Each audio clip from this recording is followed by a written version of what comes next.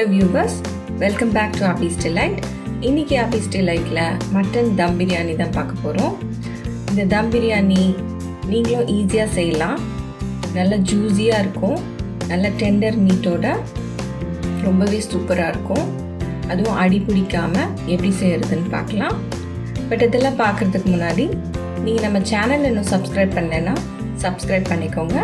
அப்போ தான் நான் போடுற எல்லா ரெசிபீஸையும் நீங்கள் பார்க்க முடியும். இப்போ மட்டன் தம் பிரியாணி எப்படி வீட்டில் ஈஸியாக செய்கிறதுன்னு பார்க்கலாம் வாங்க. ஒரு குக்கர் எடுத்துக்கோங்க. அதில் மட்டன் 1/2 kg நான் எடுத்திருக்கேன். லெக் பீஸாக கேட்டு வாங்கிக்கோங்க. ஏன்னா மட்டன் நம்ம செலக்ட் பண்ணுறது ரொம்பவே முக்கியம். அது நல்லா சாஃப்டான கறியாக இருந்ததுனா தான் நமக்கு நல்லா ஜூஸியாக இருக்கும். அதனால் அது பார்த்து வாங்கிக்கோங்க. இதில் தேவையான அளவுக்கு தண்ணி விட்டுருங்க. ஒரு 2 கிளாஸ் இருக்கும் அந்த தண்ணி. அது கூட ஒரு லவங்கம், ஒரு ஏலக்காய், ஒரு பட்டை, இது மட்டும் நான் ஆட் பண்ணுறேன். இது கூட இஞ்சி பூண்டு விழுது 1 டீஸ்பூன், கொஞ்சமாக கொத்தமல்லி,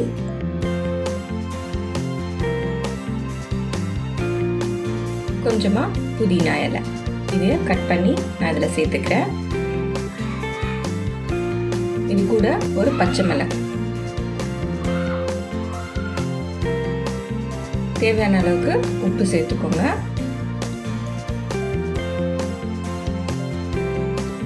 ஒரு டீஸ்பூன் சிகப்பு மிளகாய் தூள்.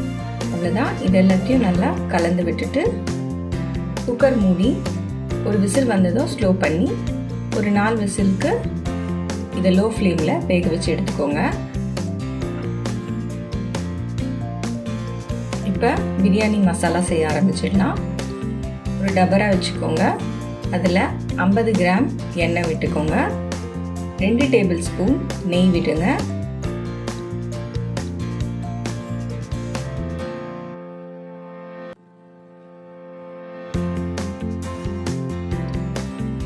பட்டை, லவங்கம், ஏலக்காய் ஒரு 2-3 அந்த மாதிரி ஆட் பண்ணிக்கோங்க. வெங்காயம் 6 பெரிய சைஸ் வெங்காயம் ஸ்லைஸ் பண்ணி வச்சுருக்கேன், அதை ஆட் பண்ணிக்கோங்க. இந்த வெங்காயம் நல்லா ப்ரௌனாக வதங்கணும். இப்போ நல்லா ப்ரௌனாக வதங்கிடுச்சு. இதெல்லாம் ப்ரௌனாக வதங்கினதுக்கப்புறமா இஞ்சி பூண்டு விழுது 2 டேபிள் ஸ்பூன் ஆட் பண்ணிக்கோங்க. இதையும் சேர்த்து நல்லா வதக்கிட்டு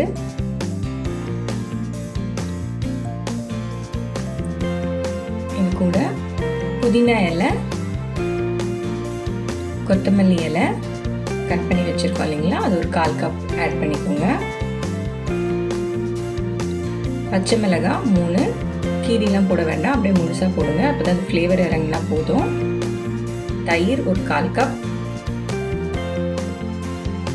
தக்காளி 4 பெரிய சைஸ் தக்காளி ஸ்லைஸ் பண்ணி வச்சுருக்கேன், அதையும் ஆட் பண்ணிவிடுங்க.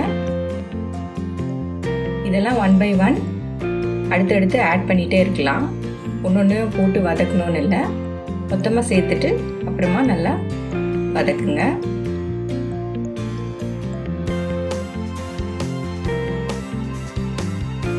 இது கூட கல்லுப்பு தேவையான அளவுக்கு ஆட் பண்ணிக்கோங்க. மிளகாய்த்தூள் 1/2 டீஸ்பூன்,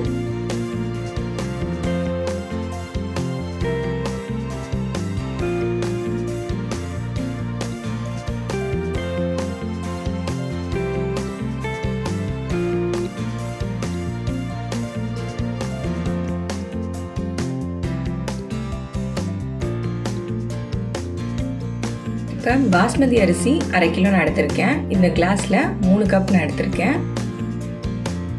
ஸோ இப்போ இந்த டைமில் இதை தண்ணியில் போட்டு ஊற வச்சுருங்க, வாஷ் பண்ணிவிட்டு. இந்த கிரேவி நல்லா குக் ஆகட்டும். வெங்காயம் தக்காளி நல்லா வதங்கிட்டுருக்கு. இப்போ பக்கத்தில் நான் தண்ணி கொதிக்க வச்சுருக்கேன், அரிசி போட்டு வடிக்கிறதுக்காக. இந்த டைமில் நீங்கள் தண்ணி வச்சிங்கன்னா கரெக்டாக இருக்கும்.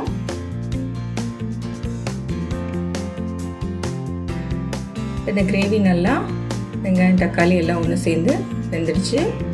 இந்த டைமில் மட்டன் நம்ம வேக வச்சு வச்சுருந்தோம் இல்லைங்களா, அதை அந்த சூப்போட ஆட் பண்ணிக்கோங்க. இந்த மட்டன் இந்த கிரேவியோட நல்லா வேகட்டும் கொஞ்சம் நேரம். அப்போ அந்த ஃப்ளேவர் அதில் நல்லா இறங்கும்.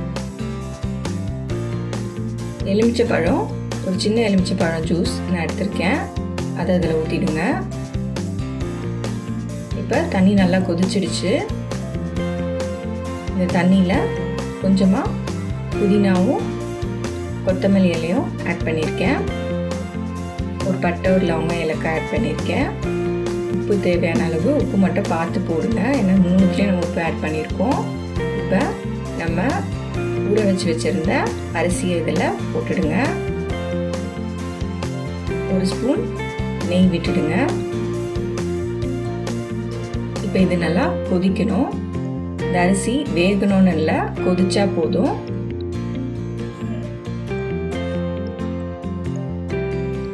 ஸோ இப்போ நல்லா கொதி வந்துடுச்சு.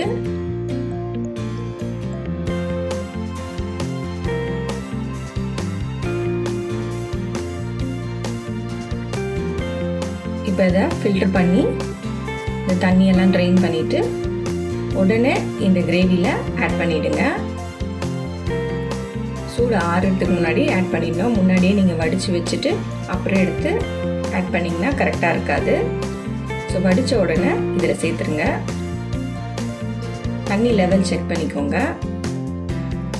இப்படி கம்மியாக இருந்ததுன்னா நம்ம வடித்த தண்ணியிலேயே கொஞ்சம் எடுத்து இதில் ஊற்றிக்கோங்க. அரிசிக்கு மேலே தண்ணி நிற்கணும், அதுதான் அளவு.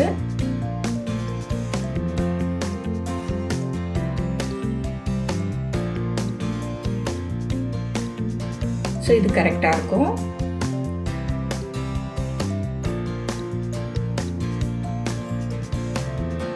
இப்போ மேலோட்டமாக சும்மா கலந்து விட்டுட்டு ஒரு டீஸ்பூன் நெய் விட்டு மூடிடுங்க.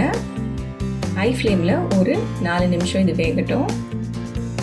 இதுக்கு மேலே நம்ம ஃபில்டர் பண்ண தண்ணியை மேலே தம்காக வச்சுடுங்க. ஸோ மேலேருந்தும் ஹீட் உங்களுக்கு கீழே வரும்.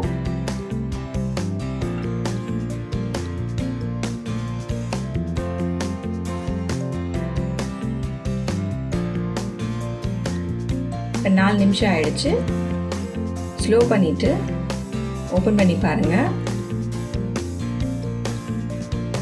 மேலே இருக்க தண்ணிலாம் நல்லா ட்ரை ஆகிட்டு இருக்கும், அடியில் மட்டும் தண்ணி இருக்கும். ஸோ இந்த அளவு நமக்கு கரெக்டாக இருக்கும் தம் போடுறதுக்கு. என்ன பண்ணுங்கள், இந்த டபராவை எடுத்துட்டு ஒரு தோசை தவா எடுத்து அடுப்பில் வச்சுக்கோங்க. இந்த தோசை தவா பழைய தோசை தவா யூஸ் பண்ணுங்கள். ஆல்ரெடி தோசை சுடுற தவாவை யூஸ் பண்ணிங்கன்னா அதுக்கப்புறம் தோசை வராது.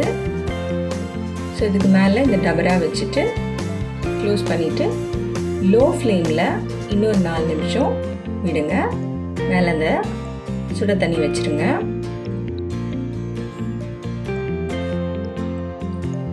நாலு நிமிஷம் ஆனதுக்கப்புறமா ஸ்டவ்வை சுவிட்ச் ஆஃப் பண்ணிவிட்டு இதை ஒரு 20 மினிட்ஸ்க்கு அப்படியே தம்லேயே விட்டுடுங்க. அவ்வளோதான், நம்மளுடைய பிரியாணி ரெடி. அடியில் பார்த்தீங்கன்னா எதுவுமே குழஞ்சிருக்காது, அடி பிடிச்சிருக்காது.